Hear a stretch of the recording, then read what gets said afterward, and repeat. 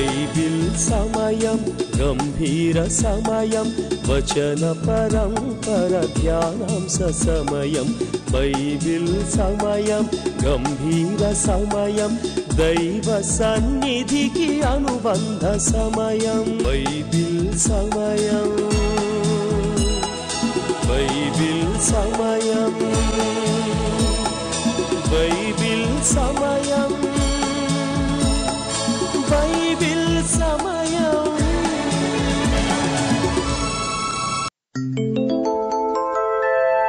ఆదియందు వాక్యముండెను,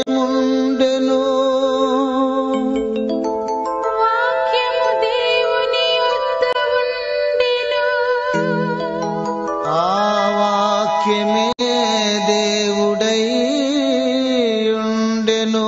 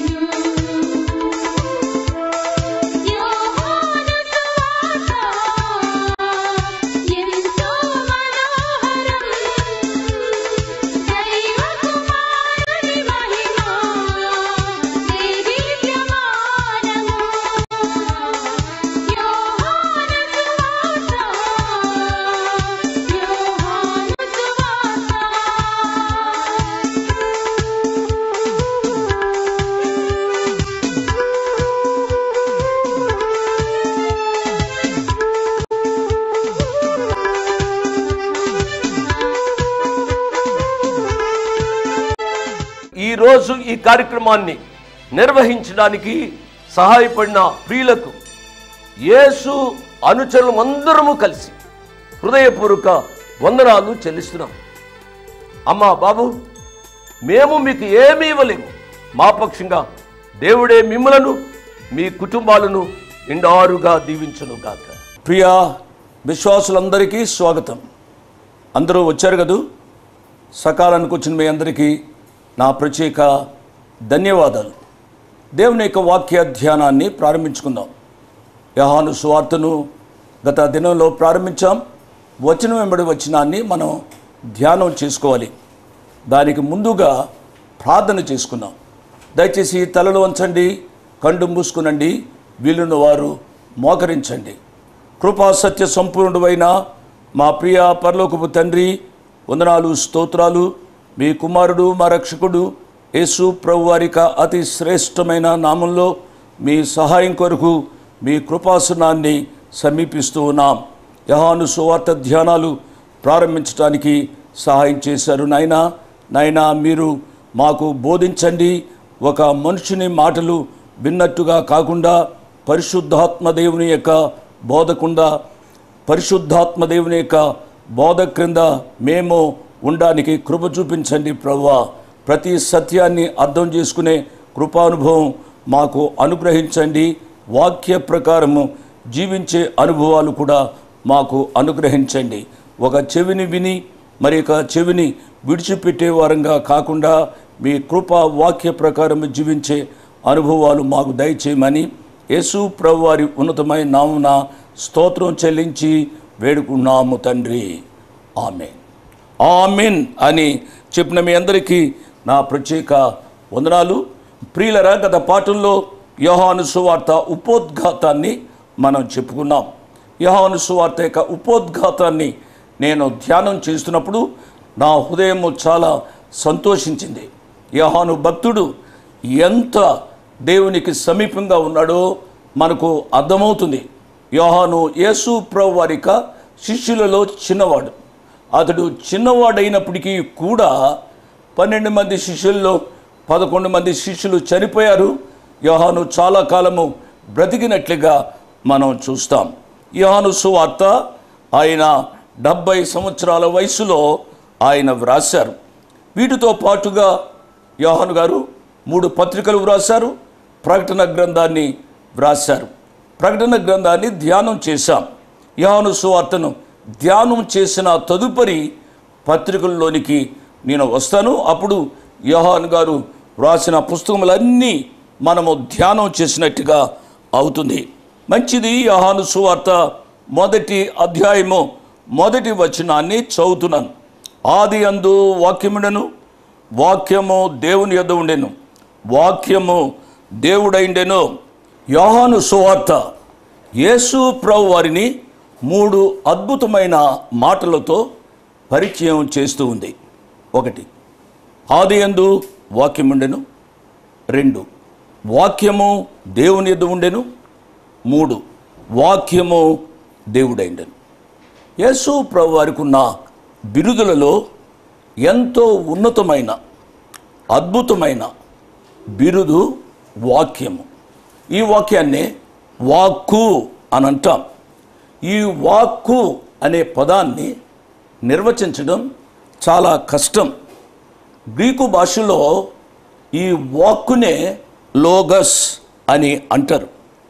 ఈ మాట యొక్క భావము ప్రభువారికి ఉపయోగించిన వాక్కు అనే పదానికి సరిపోదు. యెహోవా అనే పదాన్ని పాత నిబంధన కాలంలో ఎన్నడూ అనవసరంగా ఉచ్చరించేవారు కాదు యూదులు. ఈ యెహోవా అనే పదమే వాక్కు. ఈ యెహోవా అనే పదాన్ని ఆది యందు వాక్యం ఉండెను అని యోహాను భక్తుడు వ్రాశాడు. యోహాను గారికి దేవుని వాక్యంపై ఎంత పట్టు ఉందో ఆలోచించాలి. దేవుని వాక్యాన్ని వింటున్న మనము కూడా దేవుని వాక్యాన్ని చదవాలి, దేవుని వాక్యాన్ని ధ్యానించాలి, దేవుని వాక్య ప్రకారము జీవించాలి. దేవుని వాక్యాన్ని ఎంతగా కంఠస్థము చేస్తే అంత ఆధ్యాత్మిక మేలు పొందుతాము అనే విషయాన్ని నేను జ్ఞాపకం చేస్తున్నాను. ఆది అనే పదంలో పాత నిబంధన ప్రారంభించబడింది. ఆది యందు దేవుడు భూమి ఆకాశములను సృజించెను. ఆదికాండం 1వ అధ్యాయము 1వ వచనం. ఈ ఆది అనే పదాన్ని అర్థం చేసుకోవడానికి మానవుని యొక్క మేధస్సు చాలదు అనే విషయాన్ని నేను జ్ఞాపకం చేస్తూ ఉన్నాను. ఆదికాండం 1వ అధ్యాయము 1వ వచనంలో చెప్పబడిన ఆది అది భౌతిక సృష్టికి ఆది. ఈ భౌతిక సృష్టి కొన్ని వేల బిలియన్ల సంవత్సరాలకు ముందే అది చేయబడింది అని పండితులు లేక శాస్త్రవేత్తలు చెప్తూ ఉంటారు. ఆది యందు దేవుడు భూమి ఆకాశములను సృజించెను. సృష్టికర్త అయిన దేవుడు నిత్యుడు, అనంతుడు. ఆయన వెనుక నిత్యత్వం ఉంది, ఎటర్నిటీ. ఈ నిత్యత్వాన్ని మనము ఊహించలేము. ఈ నిత్యత్వంలో యేసు ప్రభువారు కూడా ఉన్నారు. ఈ సత్యాన్ని మనము నిస్సందేహంగా అర్థం చేసుకోవాలి. ఈ సత్యాన్ని చెప్పడానికే యోహాను సువార్త 1వ అధ్యాయము 1వ వచనంలోని మొదటి మాటను వివరించడానికి మనకు ఉపకరిస్తూ ఉంది. 2వ మాటను గురించి ఆలోచిద్దాం. 2వ మాట ఏమిటి? వాక్యము దేవుని యొద్ద ఉండెను. వాక్యమే యేసు ప్రభువారు అని నేను చెప్పాను కదూ. అంటే యేసు ప్రభువారు దేవుని యొద్ద ఉన్నారు అనేది. వాక్యము దేవుని యొద్ద ఉండెను అనే మాటలో మనకు ఈ సత్యాన్ని మనము అర్థం చేసుకోవాలి. యేసు ప్రభువారు దేవుని యొద్ద ఉంటే, జాగ్రత్తగా వింటున్నారు కదూ, యేసు ప్రభువారు దేవుడు ఏ విధంగా అవుతారు? జోషి గారు ఇప్పుడే మీరు చెప్పారు. ఏమని? యేసు ప్రభువారు దేవుని యొద్ద ఉన్నారు అని. అలాగైతే యేసు ప్రభువారు దేవుడు ఈ రీతిగా అవుతారు. దానికి సమాధానం 3వ మాటలో ఉంది. ఆ మాటలో ఉన్న సత్యం ఏమిటి అనగా, వాక్యము దేవుడైండెను. ఆ వాక్యము శరీరధారి అయి కృపాసత్య సంపూర్ణుడుగా మన మధ్య నివసించెను. అంటే యేసు ప్రభువారిగా ఈ వాక్యము, ఈ వాక్కు, ఈ లోగస్ లోకానికి వచ్చింది అనే సత్యాన్ని గమనించాలి. ఈ వాక్యాన్ని బట్టి యేసు ప్రభువారే దేవుడు అని అర్థమవుతుంది కదూ. 14వ వచనం చూడండి. ఆ వాక్యం, ఏ వాక్యము? మొదటి వచనంలో మనం చదువుకున్న వాక్యం, ఆది యందున్న వాక్యము శరీరధారి అయి కృపా సత్య సంపూర్ణుడుగా మన మధ్య నివసించెను. తండ్రి వలన కలిగిన అద్వితీయ కుమారుని మహిమ వలె మనము ఆయన మహిమను కనుగొంటుమి. ఈ వచనాన్ని 3 భాగాలుగా విభాగిస్తున్నాను. ఇంకా నేను మొదటి వచనంలోనే ఉన్నాను, 2వ వచనంలోనికి రాలేదు. మొదటి వచనాన్ని వివరిస్తున్నాను, జాగ్రత్తగా మీరు అర్థం చేసుకోవాలి. ఈ వచనాన్ని అనగా 14వ వచనాన్ని 3 భాగాలుగా విభాగిస్తున్నాను. నెంబర్ 1, వాక్యము శరీరాన్ని ధరించింది. నెంబర్ 2, ఆ వాక్యము మన మధ్య నివసించింది. నెంబర్ 3, ఆ వాక్యము కృపా సత్యములతో నిండి ఉంది. మొదటి మాటను వివరిస్తున్నాను, చాలా జాగ్రత్తగా వినాలి. వాక్యము శరీరధారి అయింది. వాక్యము దేవుడైండెను అని మనం ముందుగానే చెప్పుకున్నాం కదూ. అనగా వాక్యము శరీరాన్ని ధరించింది అని మనము గ్రహించాలి. అంటే దేవుడే శరీరాన్ని ధరించాడు అని అర్థం అన్నమాట. నిత్యత్వంలో ఉన్న దేవుడు శరీరధారి అయి బెత్లెహేములో జన్మించాడు. ఆయన బెత్లెహేములో జన్మించాడు అనే మాట యోహాను గారు వ్రాయలేదు. ఎందుకో తెలుసా?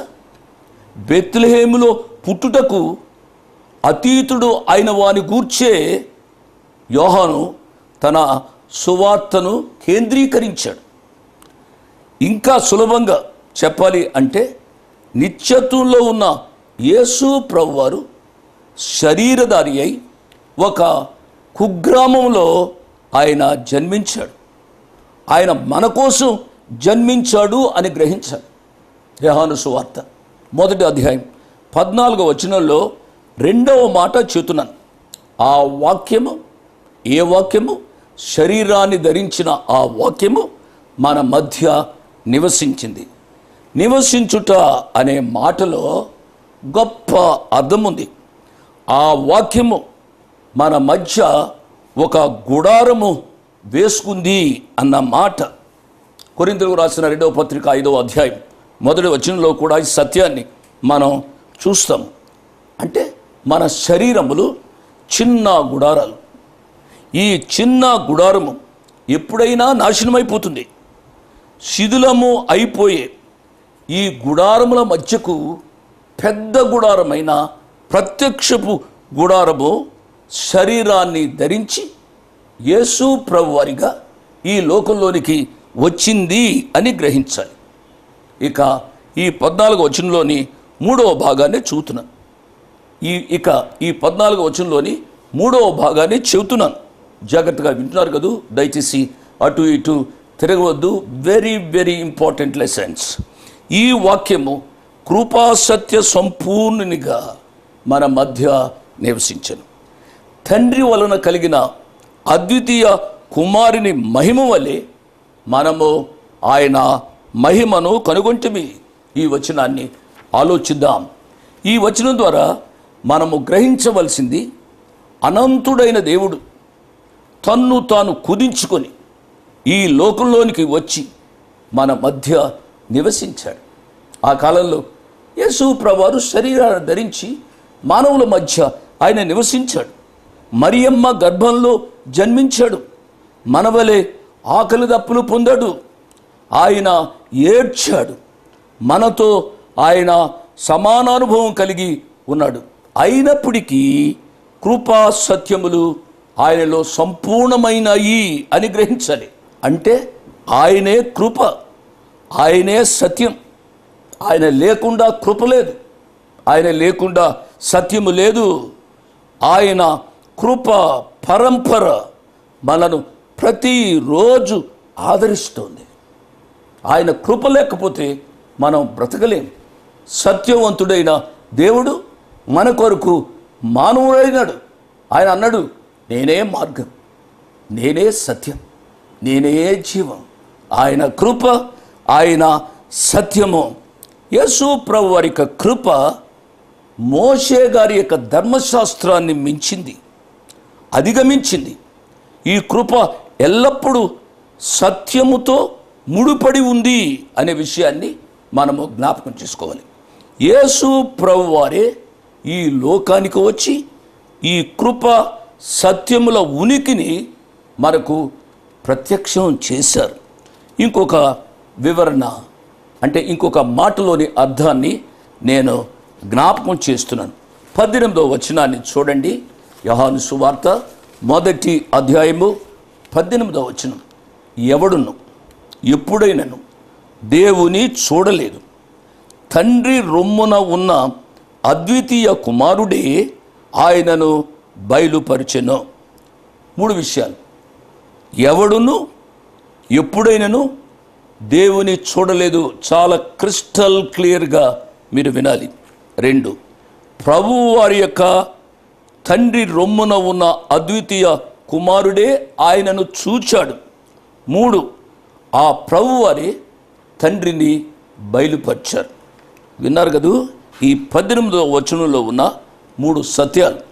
ఎవడును ఎప్పుడైనాను దేవునిని చూడలేదు, ప్రభువారు తండ్రి రొమ్మున ఉన్న అద్వితీయ కుమారుడు. 3, ఆ ప్రభువారే తండ్రిని బయలుపరిచారు. ఈ 3 వివరణలు మనము ఆలోచించాలి. ఈ 1వ అధ్యాయంలో చాలా గొప్ప సత్యాలు రాయబడ్డాయి. ఈ 2 వచనాలు అనగా 14వ వచనం 18వ వచనం మనకు అర్థమైతే మనం చెప్పుకుంటున్న యోహాను సువార్త 1వ అధ్యాయం 1వ వచనం అర్థమవుతుంది. ఆ 1వ వచనం ఏమిటి? ఆది యందు వాక్యముండెను, వాక్యము దేవుని యందుండెను, వాక్యము దేవుడైండెను. ఈ వచనం అర్థం కావాలి అనగా యోహాను సువార్త 1వ అధ్యాయం 14వ వచనం 18వ వచనం సంపూర్ణంగా మనకు అర్థం కావాలి. ఈ విషయాలు నేను వివరిస్తున్నాను, జాగ్రత్తగా వినాలి. ఈ వివరణను బట్టి మీరు కంగారు పడవద్దు. మనము ఇంకా 2వ వచనంలోనికి రాలేదు. 2వ వచనాన్ని ప్రభుచిత్తమైతే రేపటి పాఠంలో నేను జ్ఞాపకం చేస్తాను. 18వ వచనంలో ఒక మాట ఉంది.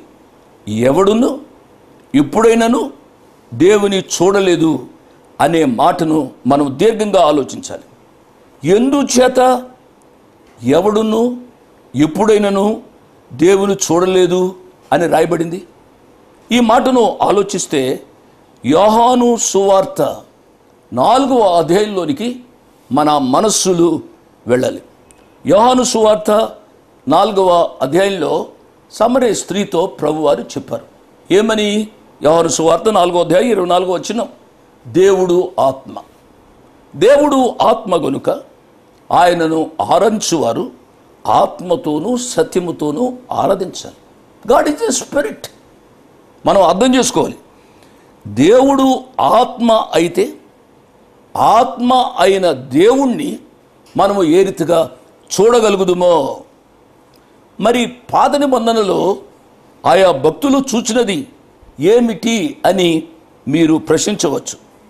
ఏ భక్తుడు కూడా నేను దేవుణ్ణి చూచాను అని చెప్పలేదు.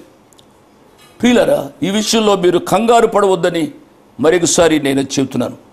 చాలామంది నేను దేవుణ్ణి చూచాను, ఆయనకింత పొడుగు గడ్డం ఉంది, ఆయనకు తెల్లటి మీసాలు ఉన్నాయి, ఆయన తలంతా తెల్లగా ఉంది, తెల్లటి అంగీతో నాకు కనబడ్డాడు అని ఏమేమో చెబుతూ ఉంటారు.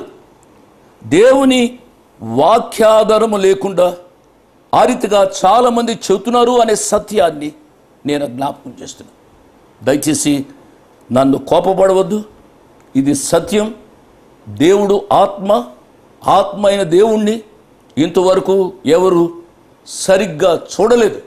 నేను చూచాను అని అంటే అది సరైన వ్యాఖ్యానము కాదు అనే విషయాన్ని నేను జ్ఞాపకం చేస్తున్నాను.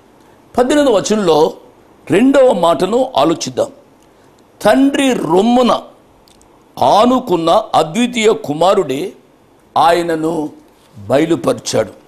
అంటే ద్వితీయము లేనివాడు అనగా ఒకే ఒక కుమారుడైన క్రీస్తు ప్రభువారు తండ్రి రొమ్మున ఉన్నారు. తండ్రి రొమ్మున ఉన్న యేసయ్య ఈ లోకానికి వచ్చారు. కారణం, తండ్రి రొమ్మున ఉన్న అద్వితీయ కుమారుడే ఆయనను బయలుపరిచాడు.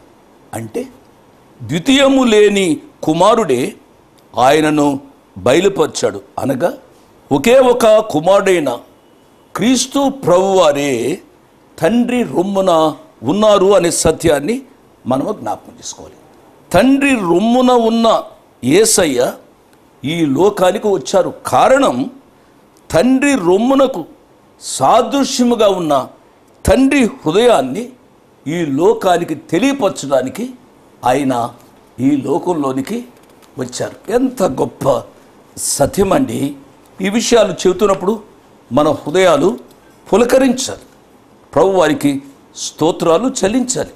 ప్రభువారు తండ్రి యొక్క తలలో నుండి కానీ, కాళ్ళలో నుండి కానీ, మరి ఏ భాగంలో నుండి కాక ఆయన రొమ్మున నుండి ఆ ప్రభువారు ఈ లోకానికి రావడం విశేషము అనే సత్యాన్ని నేను జ్ఞాపకం చేస్తాను.